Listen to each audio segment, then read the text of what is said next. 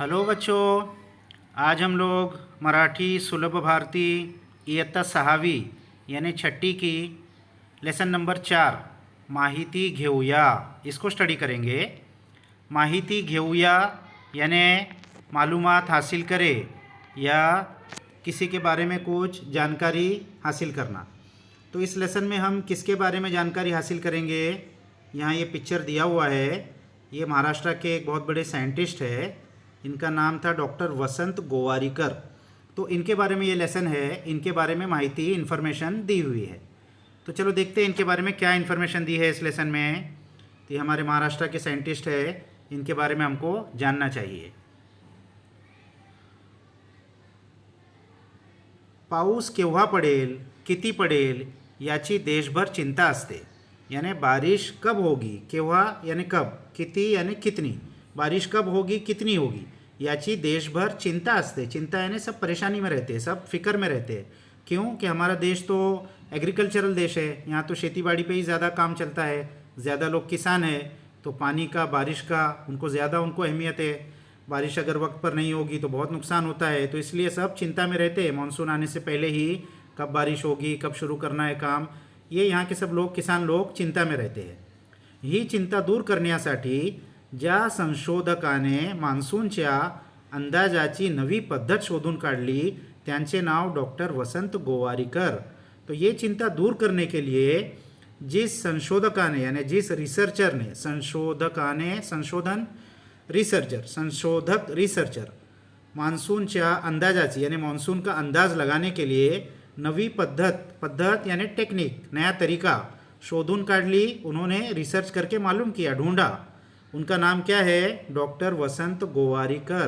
तो डॉक्टर वसंत गोवारिकर कौन है? वो एक साइंटिस्ट है। उन्होंने मानसून का नया तरीका ढूंढ के निकाला कि मानसून कब आएगा, उसको फोरकास्ट करने का। आजकल हम लोग टीवी पर देखते हैं ना, वेदर फोरकास्टिंग होता है कि अब ये तारीख को ऐसा होगा, ये होगा। तो वो तरीका ढूंढने में ये साइंटिस्ट का बड़ा योगदान है।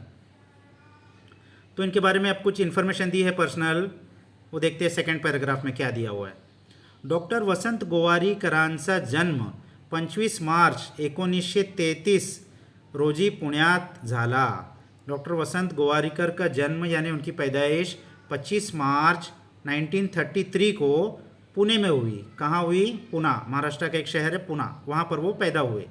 शाळेत असताना त्यांना नवनव्या कल्पना सुचायच्या। शाळेत, स्कूल में, जब वो छोटे बच्चे थे, स्कूल में पढ़ते थे, उस वक्त से ही उनको नवनव्या, नए नए कल्पना, आइडियाज़ सुचायच्या उनको आते थे। नए नए आइडियाज़ उनको दिमाग में आते थे, यानी बहुत जहीन, इंटेलिजेंट बच्चे थे।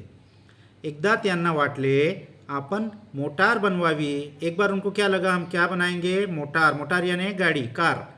तो एक बार उनको ऐसा लगा कि हम लोग मोटार बनाना चाहिए, कार बनाना चाहिए।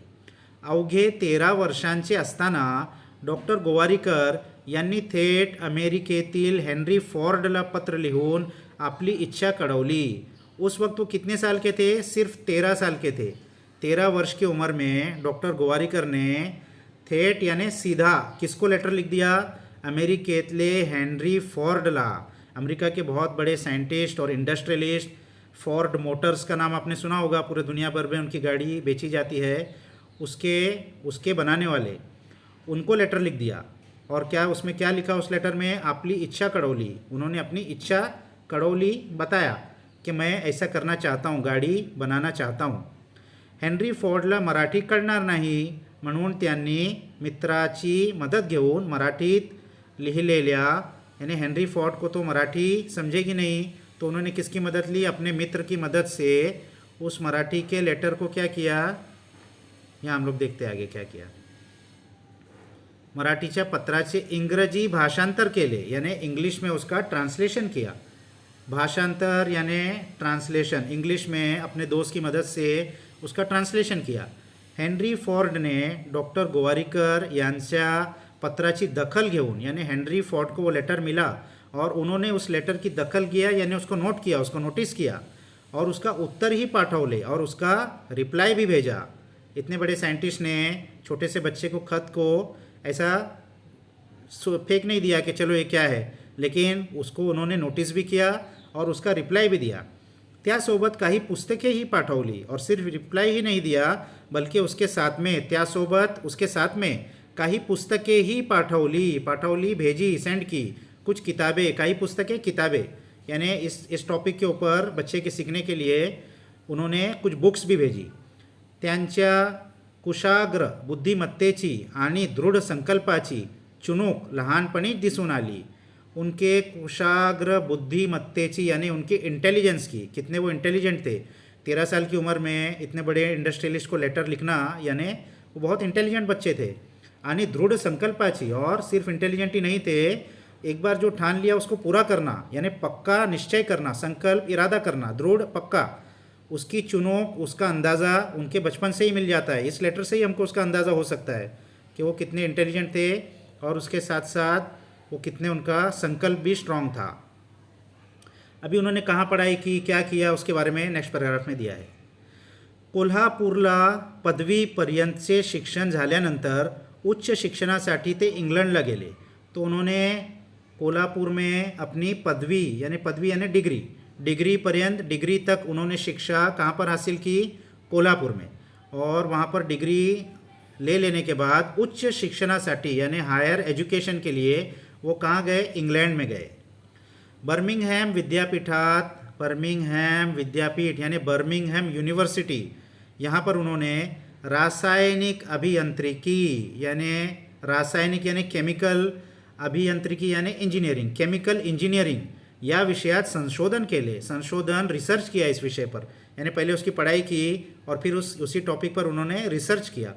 पुढे इंग्लंडच्या ऊर्जा संशोधन केंद्रात संशोधक म्हणून त्यांनी काम केले.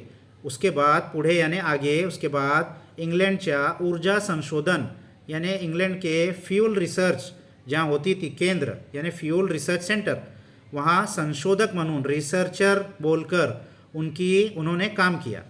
सिर्फ पढ़ाई नहीं की, वहाँ पर रिसर्चर की हैसियत से उन्होंने वहाँ इंग्लैंड के इंस्टीट्यूट में काम भी किया. फिर इसके बाद क्या हुआ, बाद में वो इंडिया आ गए. तो उसके बाद विक्रम साराभाई कौन, एक बहुत बड़े स्पेस साइंटिस्ट है जिन्होंने इंडिया के स्पेस प्रोग्राम बनाने में बहुत बड़ी योगदान दिया है. तो विक्रम साराभाई यांच्या आग्रहामुळे इन्होंने क्या किया, उनको आग्रह किया, उनको बहुत अच्छे से समझाया कि आप स्पेस सेंटर में जॉइन कर लो. तो 1967 साली ते भारताच्या अवकाश संशोधन केंद्रात रुजू झाले. तो 1967 साली 1967 मराठी में 1967 साली ते भारताच्या अवकाश स्पेस संशोधन रिसर्च, इसको आजकल बोलते ISRO, Indian space research organisation, इसमें उन्होंने रुजू झाली, इसमें उन्होंने जॉइन कर लिया. घन पदार्थातील ऊर्जा या विषयाच्या संशोधनासाठी त्यांच्या पुढाकाराने नवा प्रकल्प सुरू करण्यात आला. घन पदार्थातील ऊर्जा यानी ठोस पदार्थ से ऊर्जा, एनर्जी, फ्यूल कैसा पैदा करना है, इस विषय में संशोधनासाठी रिसर्च करने के लिए त्यांच्या पुढाकाराने यानी उनके नेतृत्व में नया प्रोजेक्ट सुरू करण्यात आला, शुरू किया गया. भारताच्या विज्ञान क्षेत्रात त्यांनी केलेली कामगिरी फार मोठी आहे. भारत के विज्ञान क्षेत्र में, भारत के साइंस के सेक्टर में त्यांनी केलेली कामगिरी, उन्होंने किया गया काम फार मोठा है, बहुत बड़ा काम उन्होंने किया है. अग्निबाणाच्या मोटारीकरिता घन इंधन बनवण्याचे तंत्र त्यांनी विकसित केले. अग्निबाण यानी रॉकेट, मिसाइल्स. अग्निबाण का जो मोटर होता है, मोटर चलाने के लिए घन ईंधन यानी सॉलिड फ्यूल लगता है. जैसा गाड़ी के लिए पेट्रोल डीजल लगता है, ऐसा रॉकेट के लिए सॉलिड फ्यूल लगता है, ईंधन लगता है. उसका फ्यूल इससे अलग होता है. तो वो बनाने के लिए तंत्र यानी टेक्निक त्यांनी विकसित केली, उन्होंने डेवलप किया. यानी वो बड़े साइंटिस्ट थे, उनके अंडर में ये प्रोजेक्ट शुरू हुआ और उन्होंने ये घन ईंधन यानी सॉलिड फ्यूल बनाने की टेक्निक को बहुत विकसित किया, बहुत आगे बढ़ाया. तो ये थे साइंटिस्ट. तो अब इसका क्वेश्चन आंसर्स नीचे दिया हुआ है, तो हम लोग इसको नेक्स्ट वीडियो में देख लेंगे.